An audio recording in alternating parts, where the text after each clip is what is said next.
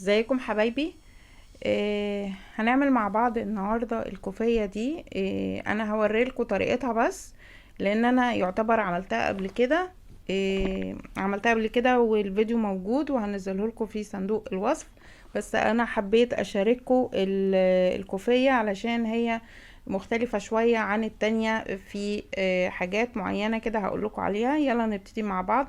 بس قبل ما نبتدي، لو اول مرة تشوفوني، انا هايدي مكرم من قناة دودو فور تريكو. اتمنى ان انتوا تتابعوني وتعملوا لي لايك وسبسكرايب، وكمان يا ريت تكونوا على الجروب عندي، لان الجروب بنزل عليه كل الفيديوهات اللي انا بعملها، وكمان ممكن بنزل عليه صور حاجات، مثلا الحاجات اللي انا هشتغل عليها يعني. فيا ريت تتابعوني كمان وتشرفوني على الجروب. معايا هنا الكوفية دي مختلفة عن التانية في ايه، هقول لكم عليها. اول حاجة ان انا بشتغلها على ابر 8، التانية كنت بشتغلها بابر اقل، والخيط اللي معايا هو اليز ماكسي. التانية كنت شغالة على فتلتين، بس هي نفس يعني مختلفة شوية في التقسيمة في العدد، لكن هي نفس الشغل مع اختلاف بسيط. هكتب لكم برضو التقسيمة بتاعتها. انا اشتغلت بإليس ماكسي اللي هو فيه 25% صوف. ده برضو من الاصواف الجميلة جدا. عندي هنا الشلة خيطها سميك، بتبقى جميلة قوي، وبتخلي لما تكون كمان شغالين بإبر واسعة، إبر كبيرة مع بالشغل كده بيبقى واسع شوية، خصوصا في الكوفيات بتلاقي الشغل طري كده ولذيذ، مش ناشف او منشي كده. فهي دي طرية وحلوة جميلة جدا. انا قربت اخلصها يعني، بس حبيت اشارككم يعني لو حابين تعملوا زيها. وكمان هيبقى لها ايس كاب ان شاء الله، ده هنزله على قناة اشرحه بالتفصيل، لان هعمل فيه شبهه كده، بس هتبقى الضفيرة بالعرض. يعني الضفيرة في الايس كاب هتبقى كده، والايس كاب هيطلع ضفيرة بالمنظر ده كده ان شاء الله. يعني هيبقى في الفيديو الجاي في اقرب فرصة هعمل لكم الطقم بتاعها الايس كاب. ناخد اول حاجة التقسيمة، نقسم مع بعض. اول حاجة هيبقى في غرزة الحافة، يا ريت تعملوها برضو سكرين شوت عشان تحتفظوا بيها. واول حاجة لازم اعملها لما اجي اشتغل اي حاجة، بلوفر، كوفية، ايس كاب، لازم التقسيم على ورق. ده مهم جدا، خصوصا لو هعمل الضفيرة في النص، يبقى ابقى عارفة الضفيرة هتبقى فين بالظبط. فلازم اقسم على ورق. اول حاجة هتبقى غرزة واحدة للحافة وتلاتة مرنة. يعني اول حاجة حافة برضو هتبقى عدلة يعني، بس لما بنيجي بتبقى في الاخر بنعملها مقلوبة. ولما بتبقى في الاول بسحبها من غير شغل، بس اول سطر طبعا هوريكم بنشتغلها على طول. واحدة حافة. تلاتة هيبقى غرزة مرنة هنعملها عدل، وغرزة مرنة يعني كل السطور عدل. وبعد كده اتنين ضفيرة صغيرة، عين ضاد صاد، يعني عين ضفيرة صغيرة، واللي هي دي ان هي نفس الشكل ده. على فكرة لا يعني انا عملت الضفيرة دي قبل كده في الكوفية، هسيب لكم برضو تفتحوا صندوق الوصف، هبقى انزل لكم اللينك الكوفية برضو لو حابين بالتفصيل يعني. طبعا دي شكلها طبعا معروفة، اللي هي الضفيرة الثلاثية دي معمولة من 12 غرزة. قبلها بيبقى في 2 مقلوب، وهي الضفيرة في النص، وبعدين بعدها 2 مقلوب، ولازم 2 مقلوب قبل الضفيرة علشان تبقى بارزة. ما ينفعش ان انا تبقى عدل قبليها، مش هتبقى بارزة، مش هتبقى واضحة. بعد كده الاتنين بنكرر بقى 2 عين ضاد صاد، يعني ضفيرة اللي هي الصغيرة، وبعد كده 3 عدل، وبعدين اللي هي غرزة مرنة، عين ميم يعني عين غرزة عدل مرنة، اللي هي كل السطور عدل، وبعد كده غرزة للحافة. يا ريت ناخدها برضو سكرين شوت، هسيبها شوية كده عشان تحتفظوا بيها لو حابين تنفذوا الكوفية. على فكرة جميلة جدا، انا عملتها قبل كده حلوة جدا، ونوعية الصوف دي جميلة وبتدفي. لو انتوا حابين بقى تعملوا مثلا خيوط تانية وتدمجوا مثلا خيطين مع بعض تنفع برضه. يلا نبتدي مع بعض. اول حاجة نسيت اقول لكم ان هي عددها 28 غرزة. لما نيجي نعد كده العدد ده هتلاقيهم 28 غرزة، يبقى هنعمل 28 غرزة على ابرة رقم 8 وارجع لكم تاني. اول حاجة هشتغل غرزة الحافة، هشتغلها اول سطر هشتغلها عدلة. في السطور اللي بعد كده بشتغلها سحب، بسحبها بس من غير شغل. بعد كده هعمل التلاتة اللي هما الغرزة المرنة، بيبقى كلهم عدل. يبقى عندي كده يعتبر 4 في الاول عدل، وكمان في 2 بعد كده اللي هي الغرزة اللي هي الضفيرة هنعملها برضو عدل. اول سطر هتبقى عدل. بعد كده هناخد الاتنين المقلوب اللي قبل الضفيرة، 2 مقلوب.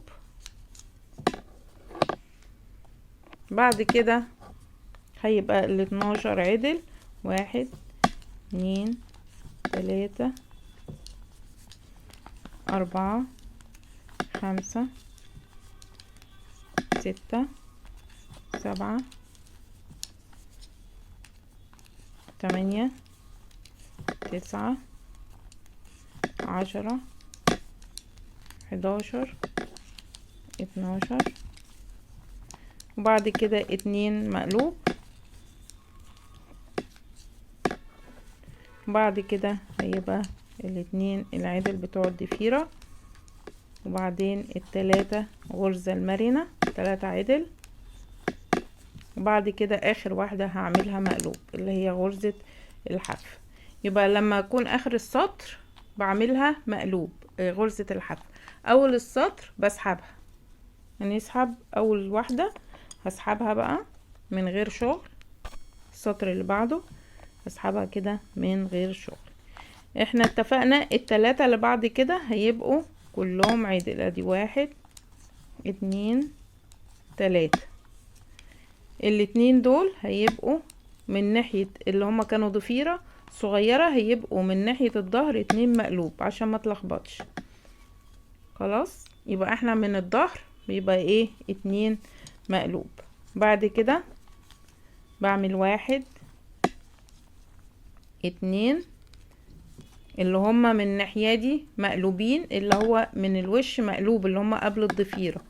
وبعد كده بعمل 12 مقلوب اللي هما من الضفيرة بس طبعا من الظهر. نكمل 12. احنا كده برضو لسه في السطر التاني، ده السطر التاني من الظهر.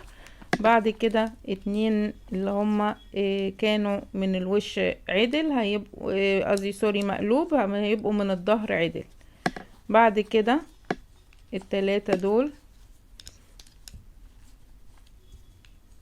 دول هيبقوا الضفيرة، سوري معلش، دول 2 مقلوب اللي هما الضفيرة الصغيرة. وبعد كده 4 3 عدل، وواحدة اخر حاجة غرزة الحف. ده السطر التالت عشان ما تلخبطش، هنكتب برضو عشان ما نتلخبطش. احنا كده في السطر التالت.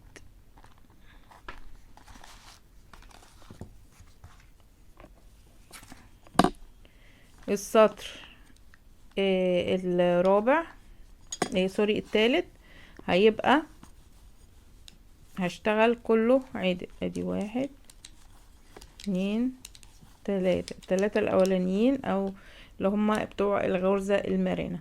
بعد كده الاتنين دول بقى هنشتغل بالضفيرة، هنعمل بالضفيرة، هنستخدم البنسة. عايزة اوريها لكم اللي هي دي هنستخدم فيها برضو البنسة.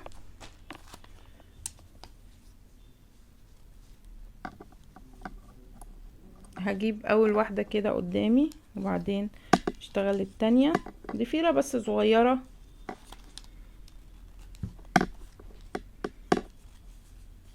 بعد كده هشتغل 2 مقلوب، هشتغل برضو ال12 كلهم عدل.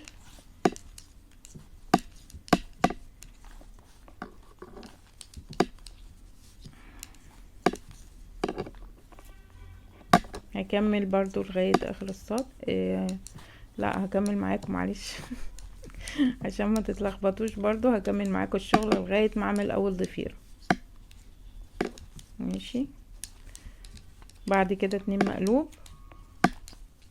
انا مش عايزة اقطع الفيديو برضو عشان تبقوا اللي ما عندوش فكرة يبقى عارف يعني انا ماشية ازاي. دول هعملهم ضفيرة، الاتنين العدل دول اهم ضفيرة. المهم ما نسرحش لان هو عايز تركيز قوي. وبعدين ال3 دول يبقوا عدل اللي هما الغرزة المرنة. احنا اتفقنا 3 عدل من ناحيتين، من وش ومن على الظهر. وبعد كده اخر غرزة اللي هي الحافة مقلوب. احنا كده في السطر الرابع عشان ما ننساش، ممكن نكتب كده. يبقى بعدين هعمل الرابع بقى، يبقى اول واحدة هسحبها، وبعدين هعمل 3 غرزة مرنة، 2 3، وبعد كده 2 مقلوب، وبعدين 2 عدل،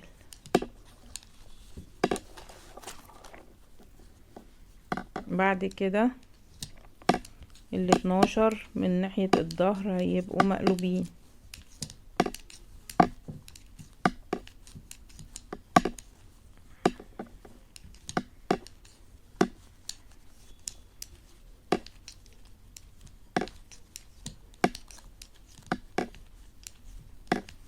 وبعدين 2 عدل،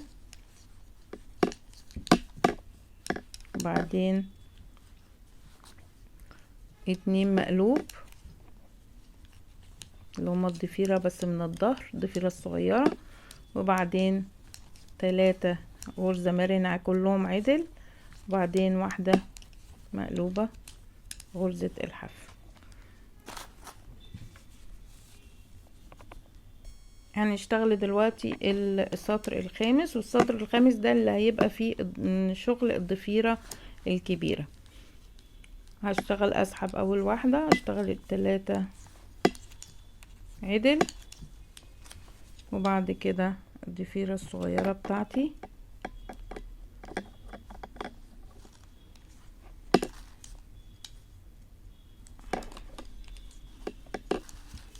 وبعدين 2 المقلوب.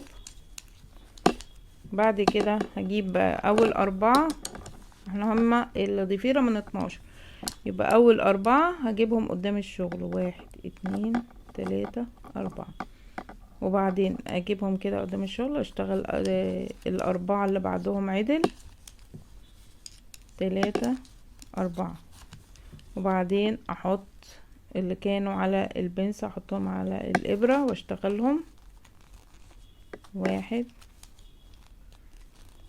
2 3 4، وبعد كده ال4 الاخرانيين اشتغلهم برضو عدل،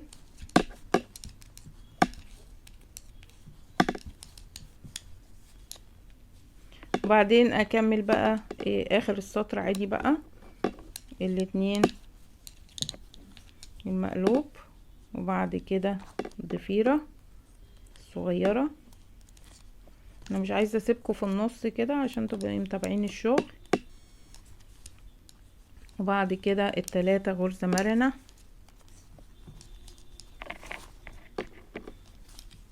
وبعدين اخر واحدة الحافة مقلوبة.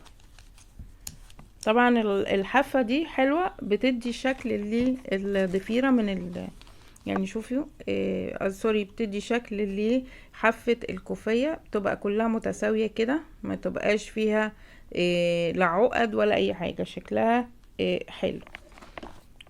بعد كده احنا في السطر السادس، هنبقى من على الظهر وهشتغل بعد كده اول واحدة هسحبها، وبعدين التلاتة الغرزة المرنة. احنا اتفقنا المرنة ظهر ووش بنشتغلهم عدل، وبعدين اللي هي الضفيرة ظهر الضفيرة الصغيرة بيبقى 2 مقلوب، ظهرها 2 مقلوب، وبعد كده الاتنين العدل اللي هما ظهر الاتنين المقلوب، وبعدين هنشتغل 12 مقلوب عادي خالص، وبعد كده الاتنين اللي بعد 12 عدل، طبعا من على الظهر بيبقوا عدل، وبعد كده 2 مقلوب اللي هما ظهر الضفيرة الصغيرة، 3 مرنة، مرنة يعني وش وظهر عدل، وبعدين غرزة حافة مقلوب. بعد كده السطر السابع عشان ما ننساش برضو، اول حاجة هسحبها، بعدين 3 مرنة، وبعدين الضفيرة ما ننساهاش، الضفيرة الصغيرة دي خلي بالنا كل سطر بعملها بالبنسة، كل سطرة من ناحية العدل بعملها ايه، ببدل عشان هي اصلا صغيرة فمش بتاخد مساحة في الاسطر. احنا كده ما ننساش احنا في السطر السابع الاسطر الفردية بتبقى على الوش والزوجية على الظهر. هكمل بقى لغاية اخر السطر، احنا حفظنا بقى، وارجع لكم تاني في التامن. التامن برضو هنسحب اول واحدة هيبقى من ناحية الظهر، وهنشتغل التلاتة المرن، بعدين الاتنين مقلوبة، بعدين الاتنين عدل، و12 مقلوب، واكمل بقى زي ما احنا عارفين 12 مقلوب 2 عدل، وبعد كده الاتنين مقلوب، وبعدين 3 مرنة واحدة حافة، وارجع لكم في التاسع. احنا كده دلوقتي في التاسع، هنبتدي في التاسع بقى بنعمل الضفيرة اللي هي حركة البنسة تاني بس بطريقة مختلفة هنشوفها دلوقتي. هشتغل معاكم برضو اول واحدة هسحبها، وبعد كده هشتغل 3 مرنة 2 3، وبعدين الضفيرة الصغيرة، وبعدين الاتنين مقلوب. هشتغل بقى اول 4 هشتغل 1 2 3 4، بعد كده هاخد ال4 اللي في النص 1 2 3 4 وهرجعهم ورا، الاولانيين كنا اشتغلناهم قدام، دول هيبقوا ورا الشغل، واشتغل ال4 الاخرانيين 4 واجيبهم بقى بعد كده على الابرة وعشان اشتغلهم زي ضفيرة الشعر بالظبط. 2 3 4 كده عندي الضفيرة بدأت تظهر شوية اهي. بعد كده هعمل الاتنين المقلوب واكمل بقى لغاية اخر السطر. كده خلصنا السطر التاسع. السطر العاشر بقى هيبقى العاشر ظهر، وبعدين هنشتغل ال11 هيبقى من على الوش، ال12 هيبقى من على الظهر، ال13 هيبقى وش. هعمله زي السطر الخامس اللي بشتغل فيه الضفيرة اللي هو بنجيب ال4 الاولانيين بجيبهم قدام الشغل، وهكذا هنكرر بقى الشغل ايه اللي احنا عملناه ده. هكمل بقى نكمل لغاية الطول اللي احنا عايزينه، مثلا ممكن نبدأ من طول 140 غرزة، وممكن من طول 150 حسب ما انتوا عايزين. يعني الكوفية اللي انا عملتها دي تقريبا 165 سنتي او قرب 170 سنتي، إيه انا هنهيها بقى على كده، وهعمل لها الشراشيب. هنقفل بقى. إيه نشوف بقى الطول اللي انتوا عايزينه ونكمل. انتوا عايزين لغاية طول ايه ونقفل. هنبتدي بقى نقفل تقفيل كلنا طبعا عارفينه، بس هشتغل معاكم شوية برضو. اول واحدة هسحبها، تاني واحدة هشتغلها عدل، وبعدين اجيب اللي انا اشتغلتها الاولانية عن التاني، اشتغل واحدة وبعدين اجيب الاولانية على التانية، اشتغل واحدة واجيب الاولانية على التانية،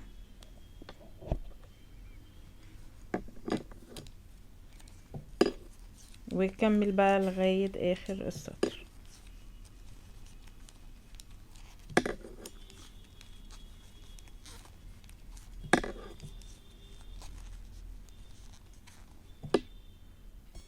كده خلصت الاخر خالص. هبتدي اقص الطرف بتاع الخيط، وهبتدي ادخل دي كده في النص واشد كده. خلصناه. هنبتدي طبعا ننظف الخيوط. اي خيط بيبقى مثلا وصلات الشلل مثلا، بنبتدي بقى ننظفها. باجي هنا مثلا ده نهاية الخيط اهو، بدخله وسط الشغل عندي بالطريقة دي بحيث ان هو ما يبانش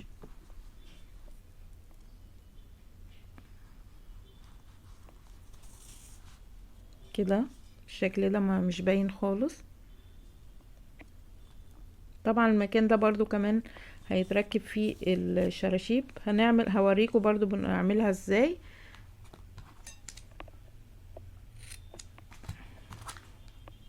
ادي اول حاجة،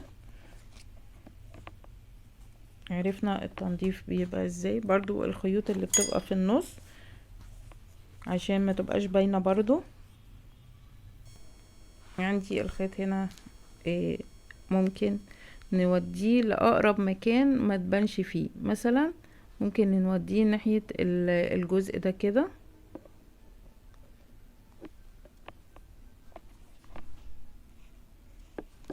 وسط الشغل كده فما تبانش بالطريقة دي.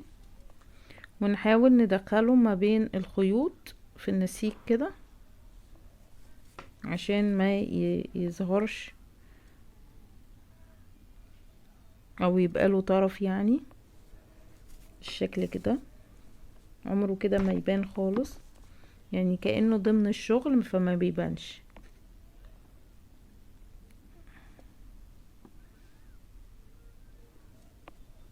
كده اهو. نبتدي بقى نقصه.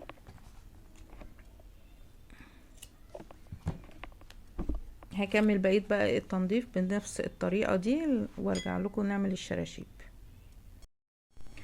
بقص الشرشوبة الواحدة تقريبا طولها من 1.5 متر ل160. بتنيها 4 تانيات. يعني ادي اول تانية، ادي بعمل 2 اهو، وبعدين اتني تاني بقوم 4.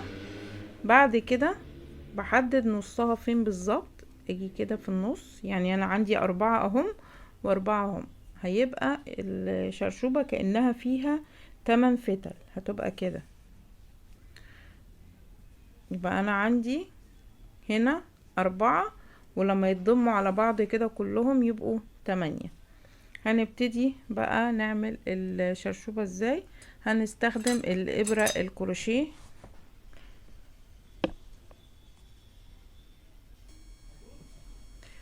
هجيب اول حاجة الطرف الاولاني وهركب فيه، ولازم العقدة تبقى بالشكل ده عشان تبقى بالشكل ده مش بالشكل ده. يعني في ليها وش وليها ظهر. لازم هجيب الشغل كده قبالي وهركب من على الظهر. يعني انا كده اهو هجيب اول واحدة زي ما احنا تنيناها كده وجبنا النص بتاعها اهو بالظبط، اروح مدخلة الابرة من هنا كده. ده الطرف التاني. لما باجي اقسم بقسم اول الطرف الاول والطرف التاني وبعدين النص. وهتبقى في كل جهة 9 وحدات. هنبتدي، ولازم يكون المسافات ما بينهم متساوية.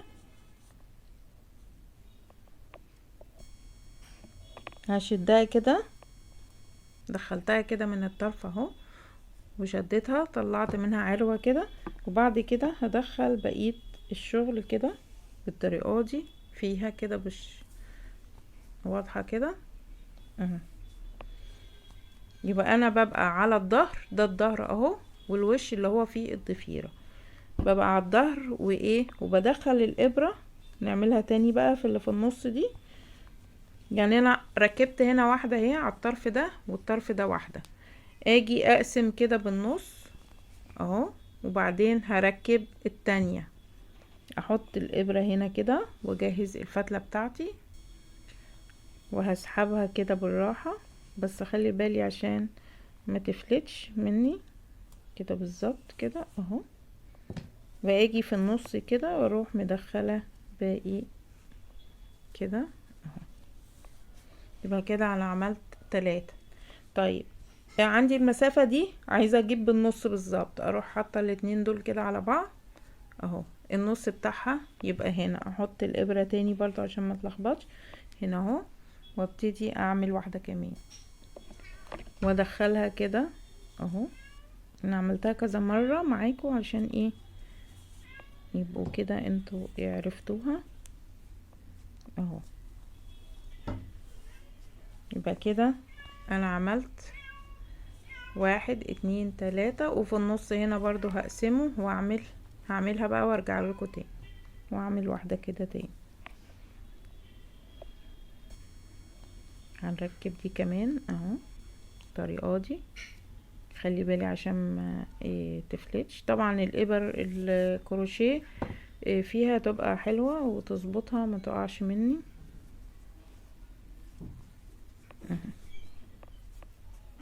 كده تمام.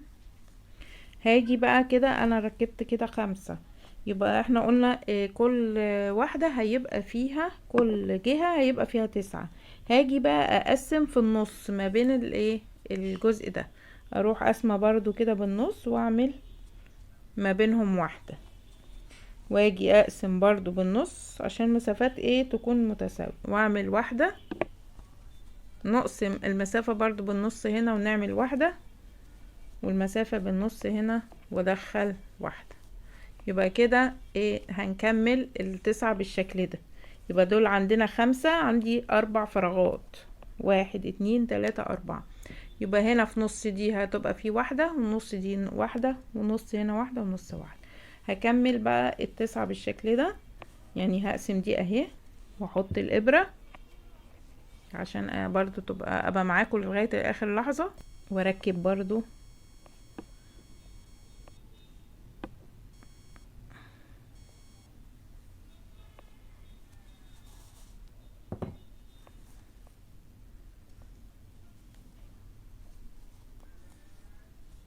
يبقى كده اهو. يبقى انا بقى هاجي في الانصاص المسافات اللي في النص ما بين دي ودي، واركبهم لغاية ما اخلص 9. هخلصهم وارجع لكم تاني. كده خلصت الشراشيب كده كلها. هبتدي بقى اساويها بالمقص بتاعي. هفتحها الاول كده بقى،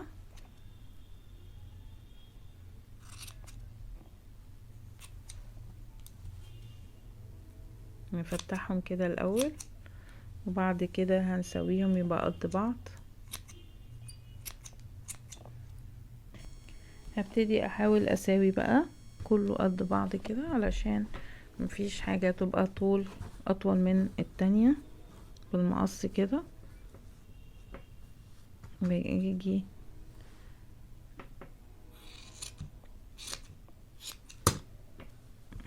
كده جنب بعض كده.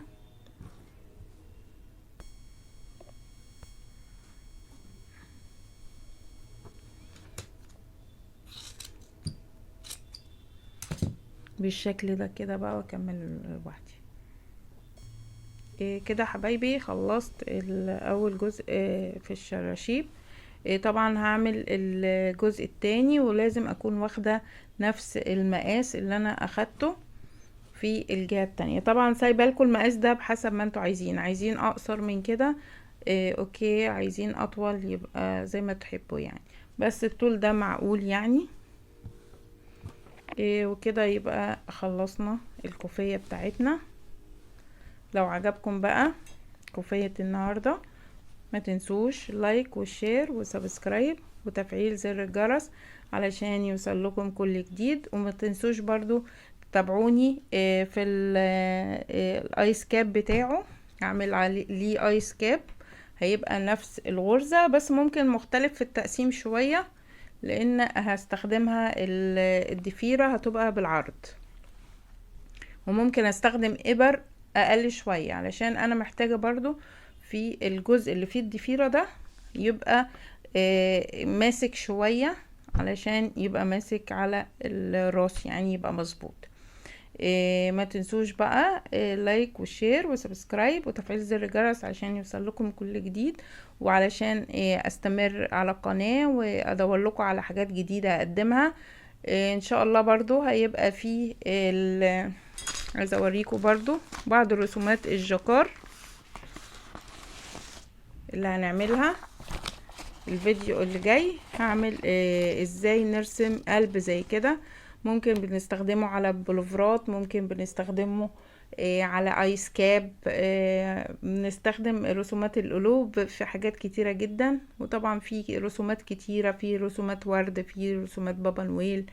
ان شاء الله كده ادعوني بس استمر واقدم لكم كل يوم حاجة جديدة. باي باي.